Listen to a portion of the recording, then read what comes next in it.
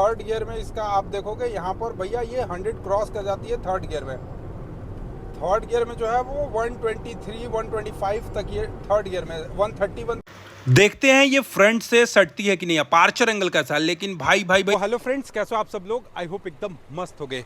ये जो एक्सयूवी आप देख रहे हो हमारे सामने 3XO रेवेक्स लगी हुई है। और क्या ये एक्सयूवी अपने सेगमेंट में सबसे बड़ी गाड़ी है या फिर ये वेन्यू से या नेक्सॉन से सबसे बढ़िया चलती है? आज की इस वीडियो में मैं इस गाड़ी को चलाऊंगा और आपको बताऊंगा कंप्लीटली इसका ड्राइव रिव्यू। भाई चलाने में नेक्सॉन से अच्छी लगेगी या ब्रेजा से अच्छी लगेगी या बहुत सारी इस सेगमेंट की जो गाड़ियां है ना उनसे क्या बेस्ट है, इसमें क्या कुछ इंटीरियर में फीचर्स है, चलाने में कैसा है, ब्रेकिंग कैसा है, सब कुछ आपको आज की इस वीडियो में मैं बताने वाला हूं। भाई गाड़ी लगाकर नहीं, बिल्कुल इसको हाईवे पे दौड़ाएंगे, ब्रेक टेस्ट करेंगे, माइलेज टेस्ट करेंगे, बहुत सारी चीजें आज मैं आपको इसमें बताने वाला हूं कि अगर आप भी अपना 10 से 12 लाख रुपए इन्वेस्ट करना चाह रहे हो, वो भी एक अच्छी गाड़ी में, बजट फ्रेंडली गाड़ी में, तो आपके लिए कौन सी गाड़ी बेस्ट होनी चाहिए और खासकर ये रेवेक्स में क्या बेस्ट है वो आपको आज की इस वीडियो में बताएंगे। तो गाइस सबसे पहले तो आप देखोगे ये रेवेक्स को ना, अगर आप बोलोगे कि भैया रेवेक्स जो है वो कितना ओवरऑल वेरिएंट में आता है और कौन कौन सा इसमें इंजन का पैक आता है, तो आपको मैं बता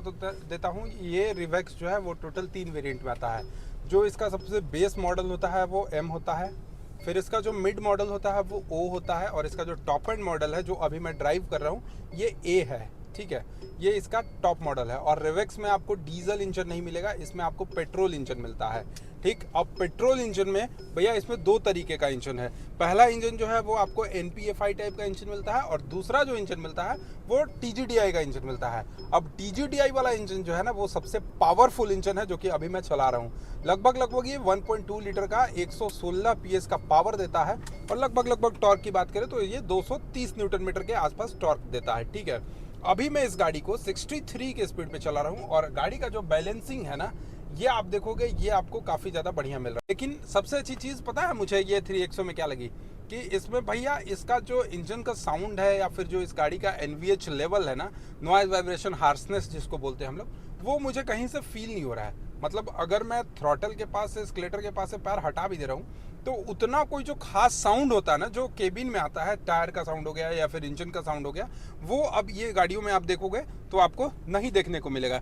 इसके साथ साथ इसका पिकअप का हम लोग बात करते हैं तो सबसे पहले गाड़ी को हम एक जगह पर भी स्थिर पोजीशन में एकदम स्लोली लगा देते हैं और लगाने के बाद अब हम डालेंगे इसका फर्स्ट गियर में। और फर्स्ट गियर में डाल के देखते हैं। आप एक बार मीटर कंसोल को बड़ा ध्यान से दिखाइएगा और मीटर कंसोल के पास ये देखोगे ये लगा हुआ है, प्लास्टिक लगा हुआ है, प्लास्टिक से दिख रहा है यहाँ पे ये मीटर कंसोल आप देखिएगा। सबसे पहले इस गाड़ी को है ना एक बार इनिशियल स्टार्टअप हम करते हैं। आप देखोगे फर्स्ट गियर में डाल दिए हैं।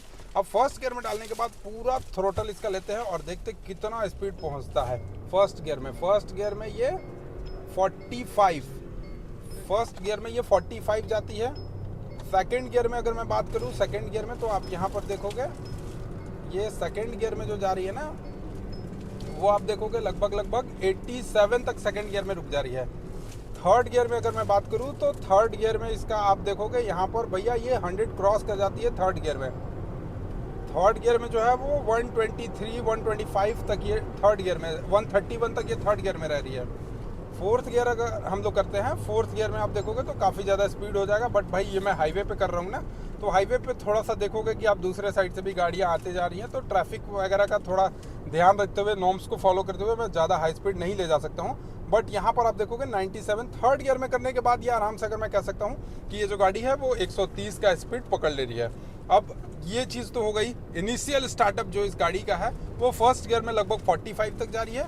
इसके बाद मैं अगर थर्ड गियर में इसको कर रहा हूँ तो थर्ड गियर में भी काफ़ी अच्छा खासा रिस्पांस पकड़ ले रही है। ये 130-32 का स्पीड पकड़ ले रही है थर्ड गियर में। इसमें ओवरऑल आप देखोगे तो 6th गियर है, 6 गियर है। तब आप समझिए कि इसका टॉप स्पीड कितना होने वाला है। और इनिशियल स्टार्टअप मैं बात करूँ या फिर इसके इनिशियल स्पीड की मैं बात करूँ तो इनिशियल स्पीड इसका बहुत ज़्यादा अच्छा है, कोई भी परेशानी आपको नहीं मिलेगा।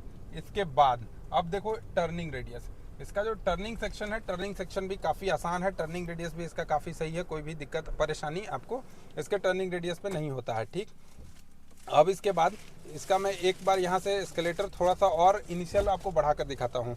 तो इनिशियल तो हो गया, अब इसका ब्रेकिंग टेस्ट हम लोग कर लेते हैं कि भैया फर्स्ट गियर में या फिर पूरा स्पीड में जब गाड़ी अपना ये 100 के स्पीड पे होगा तो इसका ब्रेकिंग कैसा है। तो सबसे पहले हम लोग इसके ब्रेकिंग टेस्ट को करने के लिए हम लोग को ले जाना पड़ेगा भैया इसके 100 स्पीड को। तो अभी फ़िलहाल 63 पे चल रहे हैं और 63, 73, 100 पे करके और इसका एकदम से ब्रेक लेंगे, क्योंकि ऑल 4 डिस्क मिलता है बेस मॉडल से ही। अगर आप इसके बेस मॉडल को भी परचेज करते हो तो ऑल 4 डिस्क मिलता है, मतलब ब्रेकिंग तो बहुत ज़्यादा अच्छा होगा।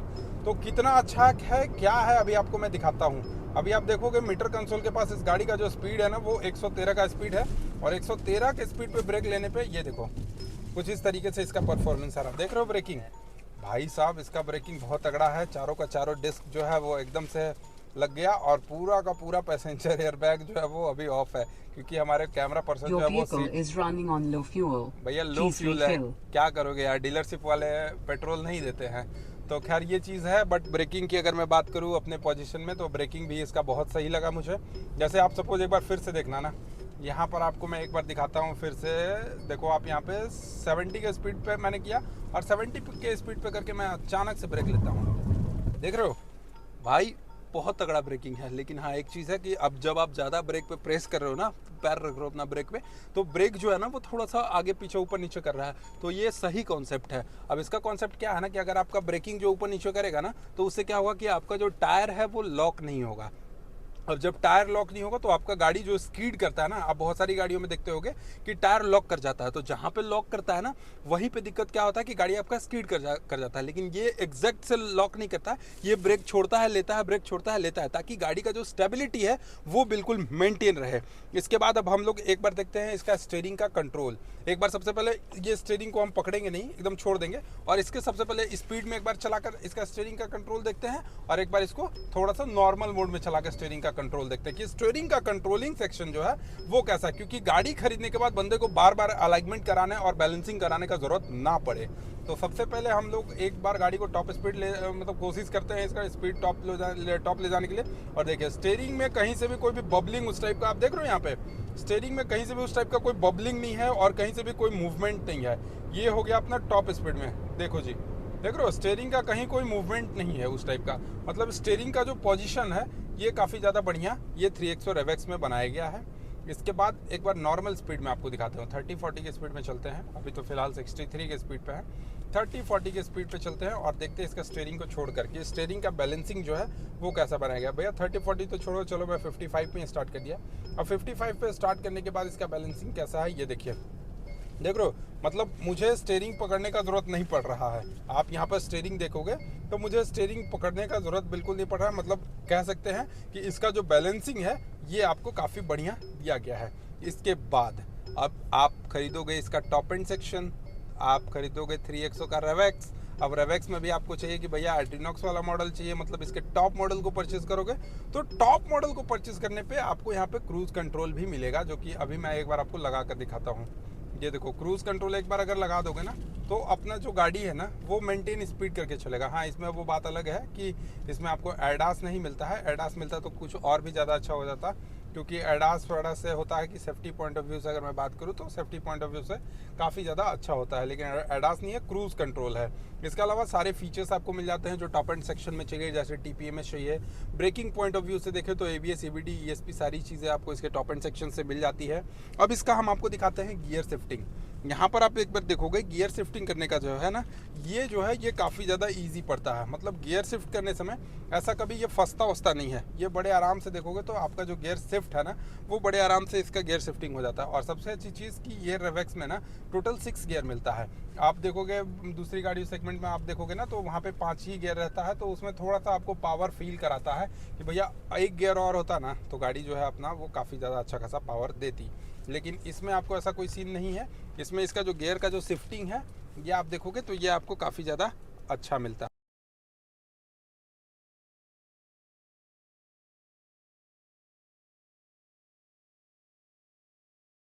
गाइज आप यहाँ पर देखोगे ना मैंने फर्स्ट गियर में करके इसका अपार्चर एंगल मैं चेक कर रहा हूँ, क्योंकि आप लोग कहते हो भैया अपार्चर एंगल और डिपार्चर एंगल क्या होता है। तो देखो ये गाड़ी मतलब ऐसे गड्ढे में भी अपार्चर एंगल पूरा गाड़ी का झुक गया है, और गाड़ी आगे से फ्रंट से बोनट उनट से आप देखोगे कहीं से भी कोई टच वच नहीं हो रहा है। तो सबसे अच्छी चीज़ तो ये है क्योंकि 201 mm का जो ग्राउंड क्लियरेंस है, जैसा कि मैंने आपको इससे पहले वीडियोस में दिखाया था कि ब्रेकर पे भी बड़े आराम से पार हो जाती है। अब आप कहोगे भैया ब्रेकर पे तो कोई भी गाड़ी पार हो जाती है, अपार्चर एंगल कैसा है इसका, अगर मैं ज़्यादा नीचे लेकर जाता हूं तो क्या बोनेट से टच होता है, तो आपको मैंने दिखा दिया बोनेट से टच नहीं होता है। अब आप कहोगे कि भैया इसका डिपार्चर एंगल कैसा है, तो डिपार्चर एंगल के लिए देखिए ना जी, आपके लिए मैं चढ़ाई पे भी चढ़ा दिया, और चढ़ाई पे चढ़ाने के बाद और इसका सस्पेंशन टेस्ट भी यहीं पे हो जा रहा है, क्योंकि रास्ता खराब है तो भैया सस्पेंशन टेस्ट भी यहीं कर लेते हैं। कहीं से भी कोई मुझे जर्क वर्क उस टाइप का फील नहीं हो रहा अभी तक। इसके अलावा डिपार्चर एंगल भी बहुत सही था, कहीं से भी गाड़ी जो है ना वो नीचे से लगा नहीं कि अब टच होगा। और इसके बाद आप कहोगे कि भैया क्या ये भी गाड़ी में स्कॉर्पियो क्लासिक के जैसा बॉडी रोल है क्या, तो देखिए अभी मैं चला रहा हूँ इसको, और पूरा का पूरा मैं ये इस तरीके से भी अगर कर रहा हूँ ना, तो कहीं से भी मुझे कोई खास उस टाइप का बॉडी रोल नहीं दिख रहा है। क्योंकि एक्सयूवी का डिज़ाइन है तो बॉडी रोल ऐसा नहीं है भाई कि अगर एक्सयूवी का डिज़ाइन है तो बॉडी रोल मिले। बॉडी रोल वाइज अगर मैं बात करूँ तो बॉडी रोल का इसमें उतना कोई सीन नहीं है, कोई उस टाइप का कुछ देखने को नहीं मिला है। बट हाँ, चलाने में कंफर्ट है। इनिशियल पिकअप जो है, इनिशियल पिकअप भी काफ़ी अच्छा खासा जाता है। फर्स्ट गियर में जैसा कि मैंने आपको 47 के आसपास कर गया था, और थर्ड गियर करते के साथ 132 का स्पीड पकड़ लिया था। तो आप समझ सकते हो कि टोटल 6 गियर है, और जब मैं 6 गियर लगाऊंगा तो ये गाड़ी 170 प्लस ही रहेगा। तो स्पीड वाइज इसको कोई बीट नहीं कर सकता है, क्योंकि महिंद्रा का 1.2 लीटर का इंजन जो कि 4 सिलेंडर में आता है, 116 पीएस का पावर, 230 न्यूटन मीटर का जो टॉर्क है ना, वो टॉर्क एक्चुअल में वर्क करता है, काफ़ी शानदार काम करता है। तो ये चीज़ मुझे अच्छी लगी इस गाड़ी की।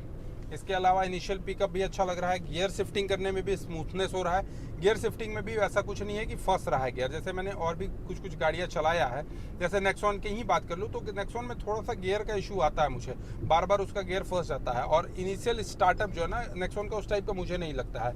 लेकिन ये 3XO रेवेक्स में मुझे उस टाइप का कोई फील नहीं हो रहा है, क्योंकि इसका जो इंजन है ना वो सेम टू सेम वही 300 वाला इंजन है ना, तो उस टाइप का कोई फील वील हो नहीं रहा है। बट चलाने में कंफर्ट है। फ्रंट सेक्शन से मैं बोनेट को कंप्लीटली विजिबल कर सकता हूँ, देख सकता हूँ। और इसका वाइपर्स भी आप देखोगे बरसात के समय में, काश अभी के टाइम में मतलब बारिश भी हो गई सही समय पे, वीडियो शूट करते समय पे, ताकि मैं आपको वाइपर का क्लैरिटी भी दिखा दूँ। देख रहे हो, बस सिंगल वाइपर्स को प्रेस करने के बाद आप देखोगे पूरा का पूरा ये साफ हो जा रहा है। तो वाइपर्स का जो क्लैरिटी है ये भी आपको काफ़ी ज़्यादा शानदार मिलता है। फ्रंट वो बोनेट जो है वो भी काफ़ी अच्छा विजिबल हो रहा है। गाड़ी चलाने में कहीं से भी कोई हार्शनेस वाला उस टाइप का फील नहीं हो रहा है। और सबसे अच्छी चीज़ की इसमें लेदरेट सीट मिलता है। आप इसके बेस मॉडल को खरीदो या इसके टॉप मॉडल को खरीदो, आपको इसके सभी सीट में ना, बेस मॉडल हो या टॉप मॉडल हो, सभी में आपको लेदरेट सीट मिलता है। तो लेदरेट सीट में वैसा कोई खास दिक्कत हो नहीं रहा है। गाइस, अगर आप रेवेक्स को लेकर कभी शहर में आकर चलाते हो ना, तो सिटी राइड में भी उतना ही कंफर्टेबल ये गाड़ी है। जैसा कि अभी आपने पिछले में देखा ना, पहले देखा कि मैंने इसका ऑफरोडिंग टेस्ट किया, तो ऑफरोडिंग में भी मुझे कहीं से भी कोई परेशानी नहीं हुई। हालांकि मैंने तो टॉप मॉडल लेकर आया था, तो टॉप मॉडल लो या बेस मॉडल लो, इसके चारों टायर में डिस्क ब्रेक मिलते हैं। तो इसका ब्रेकिंग जो है वो भी काफ़ी ज़्यादा शानदार है। कहीं भी आप इंस्टेंट अगर ब्रेक लोगे तो आपको कोई भी परेशानी, कोई भी दिक्कत आपको नहीं होने वाला है। इसके साथ साथ अगर मैं बात करूँ शहर में चलाने में, तो भी आप देख रहोगे कि मैं सिटी राइड ही कर रहा हूँ, तो सिटी में भी कोई भी परेशानी नहीं है। गाड़ी का जो बैलेंसिंग है वो बिल्कुल बना रहता है। और इसके साथ साथ आप ड्राइवर सीट पे बैठकर, अगर आपका हाइट 5 फीट भी है ना, थोड़ा सा अगर आप शॉर्ट हाइट वाले भी व्यक्ति हो, तो भी आप इसके फ्रंट के बोनेट को बिल्कुल आसानी से विजिबल कर सकते हो, मतलब देख सकते हो, ताकि आपको रोड का अंदाजा मिल जाए। तो उस तरीके का कोई भी आपको जो मेन परेशानी होती है ना कि भैया बहुत ज़्यादा बड़ी गाड़ी अगर ले लेंगे ना, तो शहर में मार्केट में, ये आप देख रहे हो कि हमारे सामने ऑल्टो चल रही है, तो उस टाइप की गाड़ियाँ लेने के लिए बहुत लोग सोचते हैं कि एक शहर में चलने के लिए, भीड़ भाड़ वाले इलाके में चलने के लिए इस टाइप की गाड़ियाँ बेस्ट होगी। लेकिन महिंद्रा ने सोचा कि नहीं जी, अगर आपका कोई स्टैंडर्ड मैटर करता है ना, तो फिर आप XUV 3XO रेवेक्स पर जाओ, क्योंकि गाड़ी मतलब एक स्टाइलिश लुक के साथ मिलेगी। इसके साथ साथ आपको शहर में भी चलाने में कोई ज़्यादा कोई खास प्रॉब्लम नहीं होने वाली है। ये सारी बहुत सारी चीज़ें हैं जो इसमें आपको बिल्कुल यूनिक मिलता है। तो गाइस, आपको मैं यहाँ पर, आप लोग तो कहे कि अभिषेक भाई आपने ऑफ रोडिंग कर दिया, हाईवे पे टेस्ट दिखा दिया, ब्रेकिंग कर दिया, वगैरह वगैरह सब कुछ कर दिया, लेकिन यार आप टर्निंग वाला सीन कब दिखाओगे? जब गाड़ी मुड़ती है तो कब दिखाओगे? कितने जगह में मुड़ जाएगी, क्या टर्निंग रेडियस है, वो कब बताओगे? तो उसके लिए मैं एक जगह चूज करके आ गया हूँ लोकेशन पे, जहाँ खाली जगह है। आप आराम से, आपको मैं यहाँ पे टर्निंग रेडियस भी इसका चेकआउट करा सकता हूँ। तो चलिए अब स्टार्ट करते हैं इसका टर्निंग सेक्शन, देखते हैं कितना कम जगह में ये गाड़ी 360 डिग्री मूव हो पाती है। तो आपको ये 3XO रेवेक्स वेरिएंट का टर्निंग रेडियस जो मैंने करके दिखाया, कैसा लगा कमेंट बॉक्स में जरूर बताएं। मैं आपको इस गाड़ी से रिलेटेड सारी चीजें दिखा दिया, इंजन का पावर से लेकर, टॉर्क से लेकर, ऑफरोडिंग से लेकर, ब्रेकिंग से लेकर, मतलब भाई टॉप स्पीड से लेकर इसका हर एक चीज मैंने आपको दिखा दिया। टर्निंग रेडियस मतलब कंप्लीट जो एक रेवेक्स में आप देखना चाहते थे वो मैंने आपको सारी चीजें बता दिया। अब कहोगे कि यार ये कोई बात हुई, प्राइस तो बताया नहीं आपने। तो देखो जी, ये जो रेवेक्स है वो टोटल 3 मॉडल में लॉन्च हुआ। पहला एम, इसका जो सबसे बेस मॉडल आता है वो एम आता है, फिर उसके बाद उसका जो मिड मॉडल आता है वो ओ आता है, और इसका जो टॉप एंड मॉडल आता है जो अभी हमारे सामने ये प्रेजेंट है ये है ए, रेवेक्स ए। ठीक है, ये टॉप मॉडल है। और इस गाड़ी की जो एक शोरूम छोड़ दो भाई, ऑन रोड बताता हूं। हमारे यहाँ डाल्टनगंज के आनंद मोटर्स में इस गाड़ी की ऑन रोड प्राइस जो रखी गई है ये लगभग 10,80,000 रुपया, 10,80,000 आपको ऑन रोड पड़ेगा। और अगर इसके बेस मॉडल को आप परचेज करते हो तो लगभग 10,30,000 ऑन रोड पड़ेगा, और इसके मिड वाले मॉडल को आप परचेज करते हो तो लगभग 10,50,000 रुपया पड़ेगा। मतलब प्राइस जो है वो एक बजट फ्रेंडली है। आप 10 से 11 लाख रुपए के अंदर एक ऑल 4 डिस्क के साथ काफी बेस्ट व्हीकल ले सकते हो, जो कि ऑफ रोडिंग में, टॉप स्पीड में, माइलेज में, फीचर्स वाइज से, इसके अलावा सनरूफ वाइज, मतलब सब चीज में ना टॉप नॉच हो। तो आपको ये रेवेक्स कैसी लगी कमेंट सेक्शन में जरूर बताइएगा, और चैनल पे पहली बार होगे तो सब्सक्राइब करके बेल आइकन को दबाना नहीं भूलिएगा। चलिए, thank you so much for watching, love you all, bye bye, take care.